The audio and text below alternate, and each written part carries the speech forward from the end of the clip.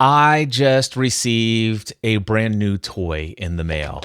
A Zoom PodTrak P4 next.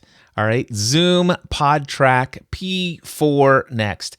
I'd seen this advertised in my Facebook feed multiple times over the last month or so.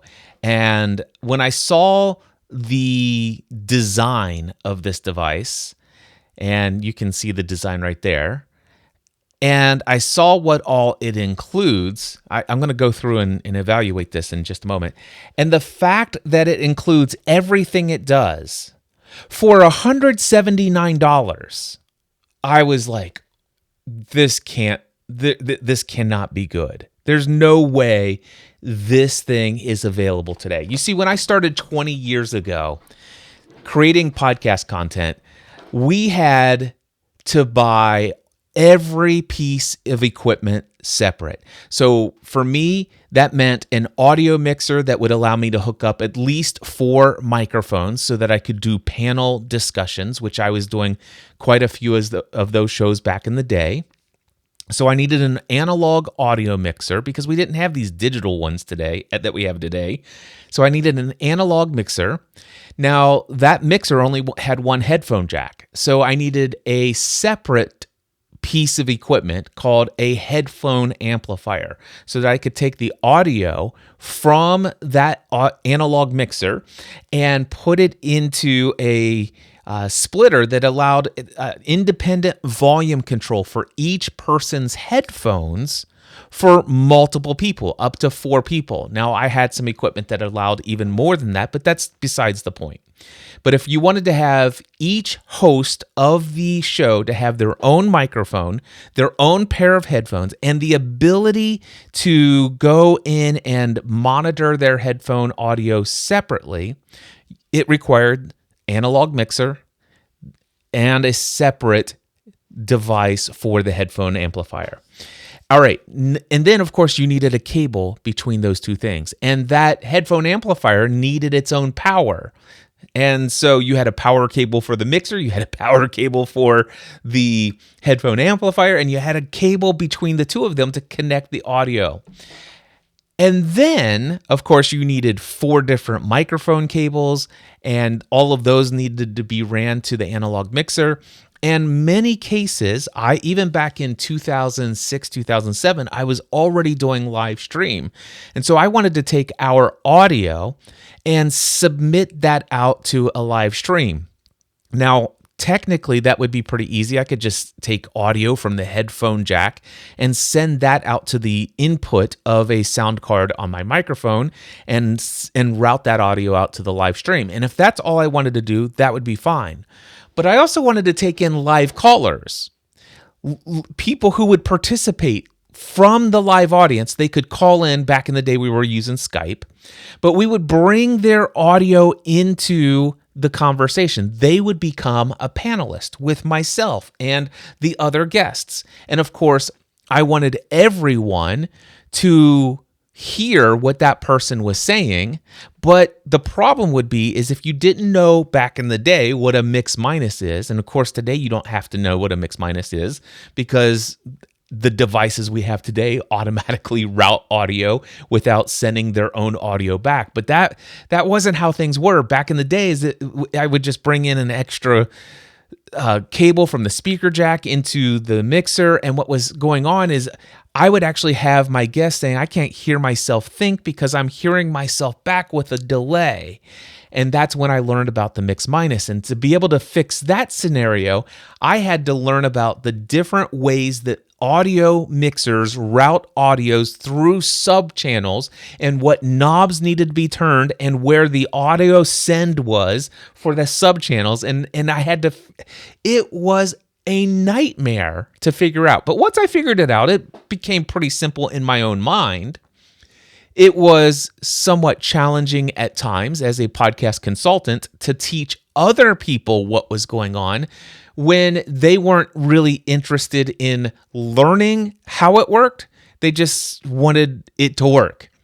And so For some people, I would just like, okay, let's just jump on a call and turn this knob this way, turn this, and eventually I took a screen capture or a screen shot. I took a camera photo of, that's what it's called. I took a photo of the mixer, and then I went in Photoshop and I drew arrows where to turn all of the knobs. And if they missed one knob, depending on which knob it is, their guest is going to hear themselves back, or the audio from the guest is not going to make it into the recording. It was a massive deal. And not only that, but the cables that would be required for a mix minus, and routing audio out to a live stream, and bringing in all this other stuff. And if you wanted, it was unbelievable, the number of cables. I'm talking 16, 17 cables. Some of those cables anywhere between 3 feet in length all the way up to 25 feet in length. It was just a nest of cables that were unless you were very, very intentional about your cable management. There have been times in my seasons of my professional audio career where I was more intentional about cable management. And there were times when I'm like, let's just add this new piece of equipment and throw that cable back there. It's behind nobody's going to see it. But then all of a sudden, a couple months later, maybe a year or two later, you want to reorganize. You want to move your desk from this location to that location. And it's a whole weekend project because of how many cables there are. And then going through and resetting up everything, getting it dialed in. It was such a challenge. However, one thing I will say, and it is something that I miss about those days, while as cumbersome and nasty as it is to have tons of endless cables everywhere, collecting dust year after year after year, and then trying to clean that mess up. One thing that was good about those days, there were never digital glitches. There were never situations where you lost a recording unless you forgot to hit the record button. Well, when more all-in-one digital solutions started coming around, I was hesitant at first to give them a try. But eventually, I was won over by a piece of hardware from Rode Audio. Rode, it was known to me at the time for their microphones, but they came out with an all-in-one podcast solution called the Rodecaster Pro, the original device.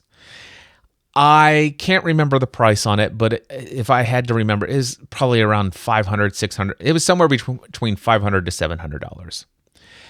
But this thing was so amazing. It actually had the mixer, which allowed up to 4 microphones.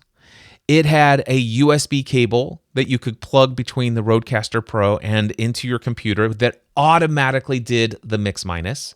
It had 4 headphone jacks, so you didn't need a separate thing. And also, by the way, back in the day, if you wanted to record, I recorded into a digital audio recorder, which was a separate device that only did one thing, and that is record audio. I had such a high standard that I will not record into any device that does anything other than record. That was back in the day. And there was good reason for that. And that is because I wanted a device that wasn't trying to figure out how to play all the parts of audio production. And I wanted it to specialize and be so tied in to this one thing that it does it so incredibly well that it's almost fail-proof, as fail-proof as anything can be. Well, the Rodecaster Pro had, like I said, the mixer. It had the ability to plug in 4 sets of headphones. There was the ability to do the mix minus.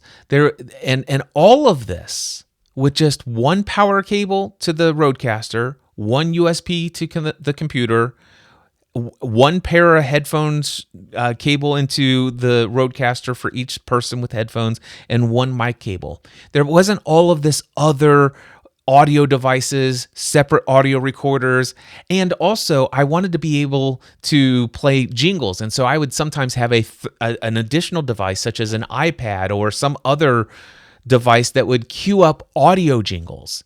And the Rodecaster Pro, the original, had these sound pads that you could automatically put things in, like I just pressed the button on my Rodecaster Pro II, which I'm going to talk about next, and it's not working because I'm actually reviewing this, not the Rodecaster Pro II. So I will say that the original Rodecaster Pro was so amazing back in the day when I first got it that I immediately bought a second one. And that became one that I was going to take portable with me everywhere I went. But then my wife was like, "Hey, I want to record stuff. Can I record in your studio?" And there were all sorts of other scenarios and situations where it just made sense at the time for us to buy a third Rodecaster Pro. So I had 3 of the original Rodecaster Pros. Now, one of the things that I discovered is a glitch that seemed to happen quite frequently to myself. And that would be that about every 80 to 100 audio recordings would be lost completely.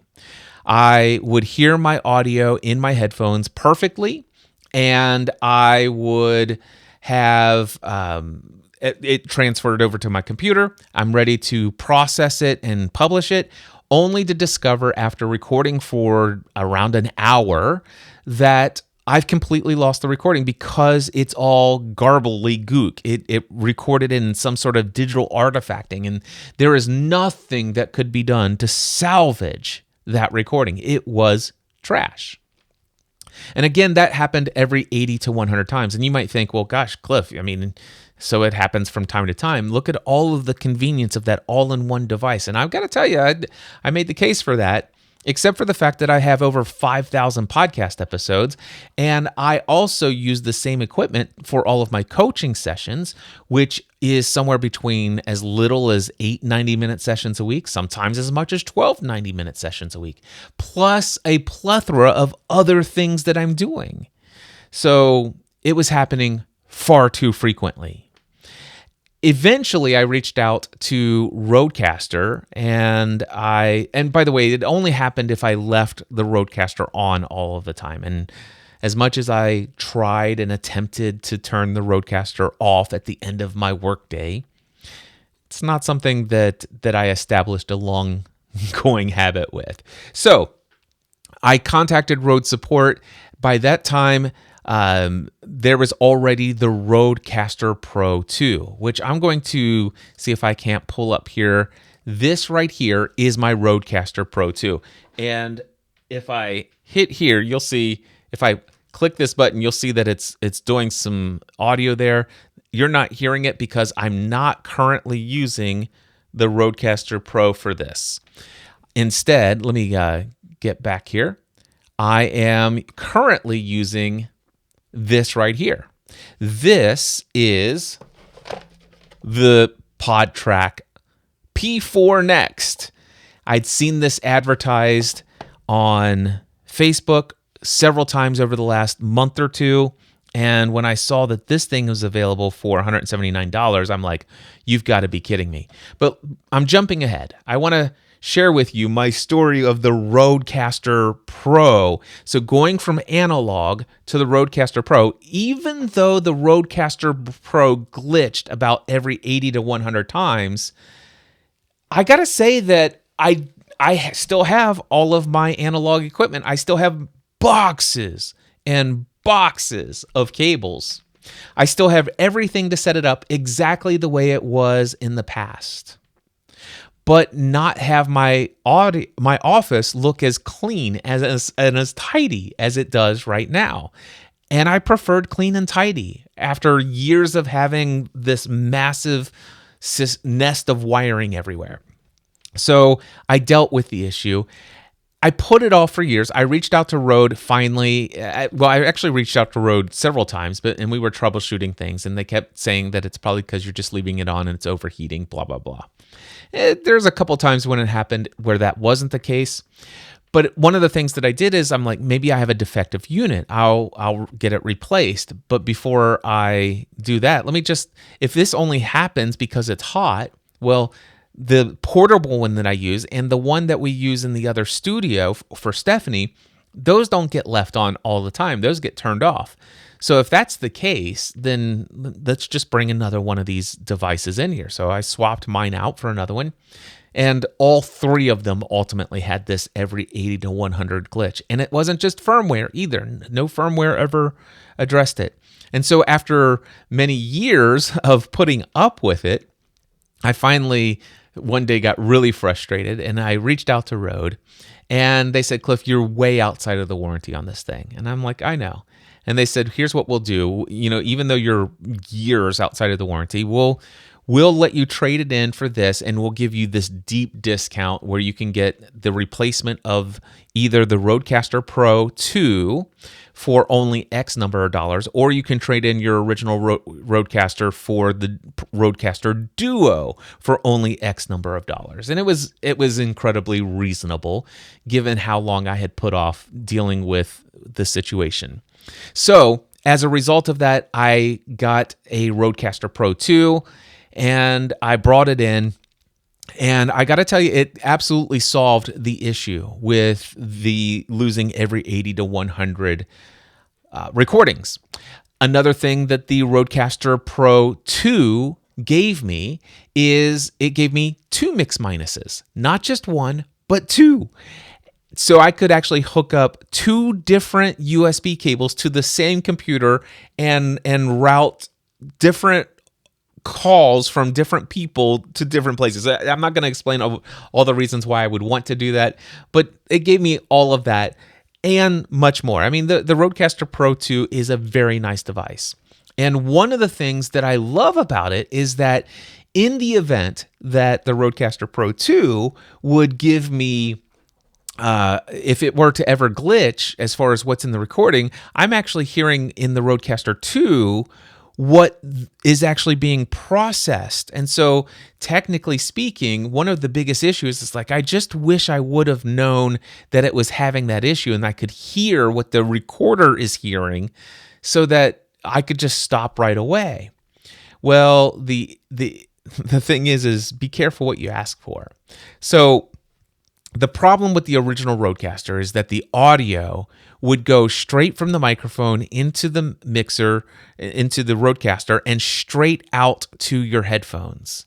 Whereas there was a different path for the audio to go through some digital things to get to the actual recording that was on the built-in recorder into the SD card that was inside the Rodecaster Pro.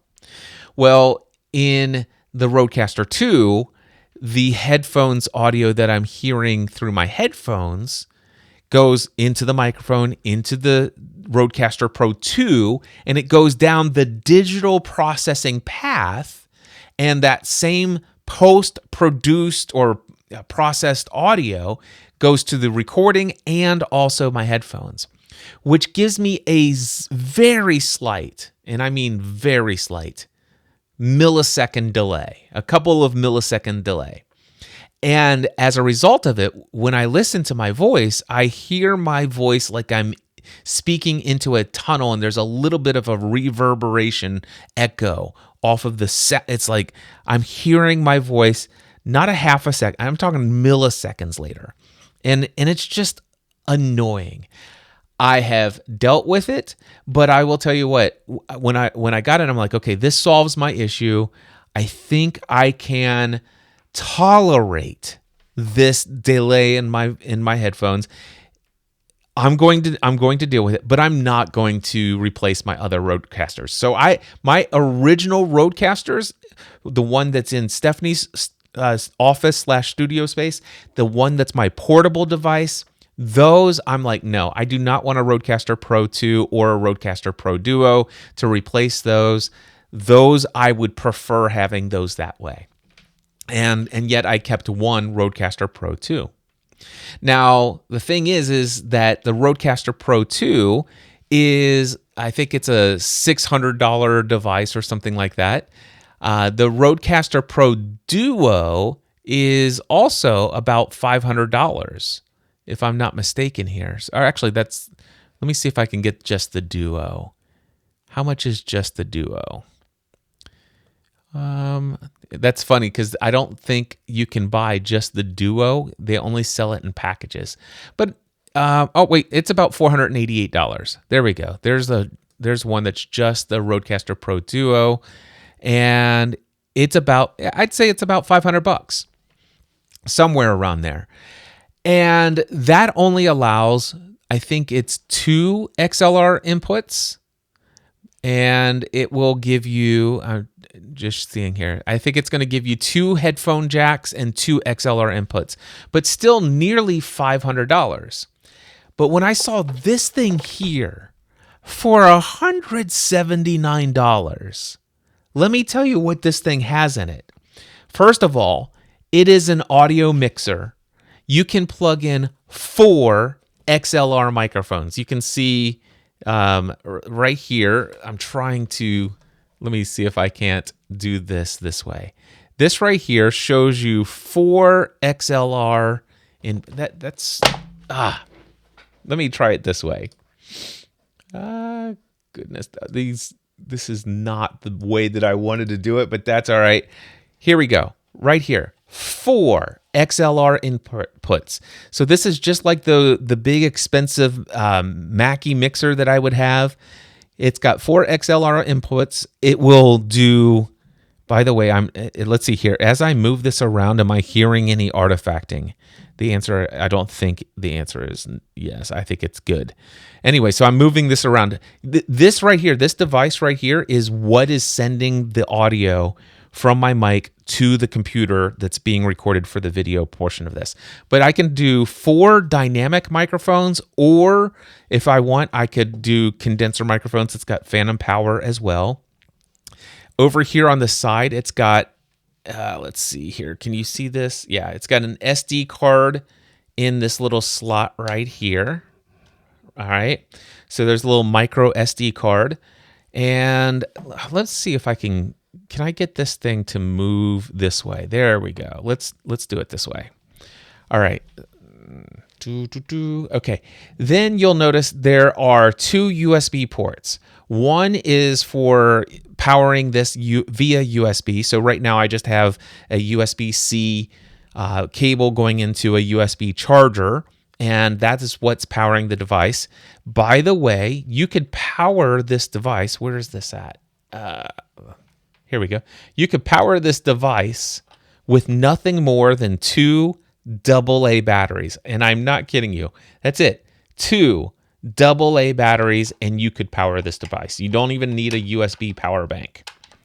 So 2 AA batteries. You've got 4 XLR inputs. You've got your micro SD card, so it's recording everything internally. You've got a power. You can power this by USB power if you prefer powering it off of a USB power or one of those power banks, like one of these. I've got a bunch of these USB power bricks, and then it's got the cable right here. Let's see here. This cable right here is going to my computer, and that's what does the automatic mix minus. But you'll notice here on the front, it's actually got one. I'm doing this mirrored here. 1, 2, 3, 4 headphones jacks. It's got separate volume controls for each of the headphone jacks. Here's the volume control for each of the mics so that you can independently turn them up. It does have 4 different sound clip panels on here. I don't know that I would ever use this, but I do use it on the others, so who knows? I might actually take the time to load up some clips on here, but here's an example. This is just the built-in. All right.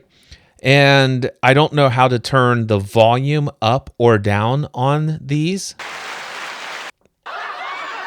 So anyway, it's there. It's got a display so that you can see your audio levels, and I like that. It also shows me on the display, it shows me the amount of time left on the SD card. So currently it says, Oh, you know what I'm noticing is I'm not recording on here. So I've actually been recording in the software for the video. I'm using Ecamm Live, although I'm not streaming. But anyway, I can hit record, and now it's recording into the SD card. I have confirmed, by the way, that it sounds good. And then over here, you have the menuing system, and it's pretty easy to navigate the menu. It will record multi-track, so it'll record all of the different audio sources on separate tracks, or you can do a single master stereo track, which is what I prefer. They have a tone button, so I can actually click here and it kind of changes the tone, and you could read up on exactly what it's doing. You could do the compressor. So here I am with a compressor, and it kind of punches that audio or whatever. I'm going to turn the compressor off.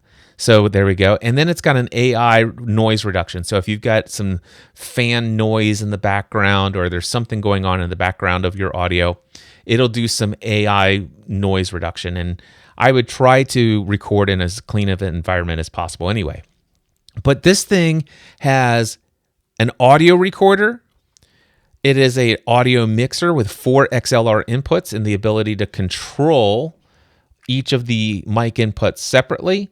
You can bring in a mix minus via a single USB-C cable. You can power it from USB or power it from AA batteries. And you've got 4 headphone inputs. This is amazing. Oh, and by the way, just let me show you again. Here's my hand. All right. There's the device. It is that big. All right. So let me bring my camera back up here. I am blown away that this thing, it was inside this box. $179. This right here would have been at least $1,800 in equipment, in analog podcast equipment back in the day. The digital audio recorder, a 4-channel mixer, actually more than 4-channel mixer, because you do have the mix minus coming in as well. So that audio is getting recorded in. So it's probably a 6 or 8 channel. Let's see here, 6-channel mixer. But it's a multi-channel mixer. It's got multiple headphone amplifier. You've got 4 audio jingles on here, and there's some a compressor limiter gate and tone control in here. And an audio record for $179, and you can record with 2 AA batteries or off of a USB bank. This is unbelievable. Absolutely unbelievable. And I've been using this. I just pulled this out of the box today. I did not read any instructions. I simply plugged in the XLR cable from my microphone. I pulled it out of the Rodecaster Pro II, plugged it into the Zoom. I plugged in my headphones. I had to take off my 1/4 inch jack plug, but that's okay because my Sony MDR 7600, is that what these are? Yeah, 7506 headphones. They actually have a 1/8 inch adapter that goes to this. So, and guess what? I don't hear the millisecond delay. I hear myself the way I'm meant to hear myself. It is no latency latency whatsoever. I hear myself perfectly. I actually like the way I sound in this, in a $179 device, more than this probably, I don't know, $500 to $700 Rodecaster Pro Duo. Now, am I going to replace my Rodecaster Pro Duo with this? No. Could I? Yeah, I could. I absolutely could. Now, I will tell you that I'm doing some pretty advanced things that I do use the advanced audio routing. I do a lot of things that are way more advanced that 99.9% of people recording an audio podcast or recording audio for their YouTube channel is never going to do. And so I'm going to keep the advanced routing of many multiple channels that's in the Rodecaster Pro II. I'm going to tolerate that millisecond delay. But I got this because I wanted to see, is this too good to be true? And the answer is, so far, first impression, pulling it out of the box, the answer is no. This is powering just off of USB right now, but USB power. It is powering my HiLPR40 microphone. The gain is not even turned up. It's turned to 1 o'clock on the knob. The headphones, I hear myself absolutely perfectly through my headphones. I've been monitoring the audio levels that's going into the Ecamm Live software, so I've confirmed that it's not peaking there for you. This I don't see myself using the tone button or the compressor button or the AI noise reduction. The fact that it has it, that's great. My idea of audio production is always try to get yourself into the most cleanest, quietest audio environment you could possibly get yourself into, and do all of your audio processing in post. Get a good, clean signal into your microphones. That's the key. So, but for $179, this thing will fit in my backpack. This thing will go with me everywhere. I mean, literally, I actually have a Pelican case that has my HiLPR40. I have multiple, but it has its own HiLPR40 on a tabletop, heavy-duty tabletop mic stand with a shock mount. The same shock mount as here. It has the windscreen. Even has this on it. It's all in a big Pelican case. But then, separate from that, I have a separate Pelican case that carries my portable original Rodecaster Pro. And inside it, which, by the way, there's a special adapter that I needed to be able to power that with one of these battery banks. But this one doesn't. Just the standard USB power on, or 2 AA batteries. Did I mention 2 AA batteries? Ridiculous. Anyway, this thing, I'm really excited about it. I'm really excited that it exists. And if I wanted to go out into the field and go on a trip, and I wanted to record out somewhere, and I wanted to do Zoom calls with my high-end audio, and I would do it right here with this PodTrak P4next, $179. I can't believe this. Call in up to 2 guests via USB, Bluetooth, or and it's got TRSS connection. Oh my gosh, you can do 2 mix minuses. I just forgot about that. Yes, you could actually. It's got the original TRRS connector, the 1/8 inch. You could actually bring in audio, so it's 8 channels. This is unbelievable, absolutely unbelievable. $179. Wow. If you are watching this on my YouTube channel, I'll put a link to this on Amazon in the description. I do earn an affiliate commission if you decide to buy this device. I think every serious podcasting professional should have one of these in their backpack, along with. What I was saying is that that case that I have, I'm going to get rid of my. I'm going to take that case with my other Rodecaster Pro original. I'm going to bring that in. I don't need that Pelican case. I'm actually going to carve. There's a little place in the foam that this right here.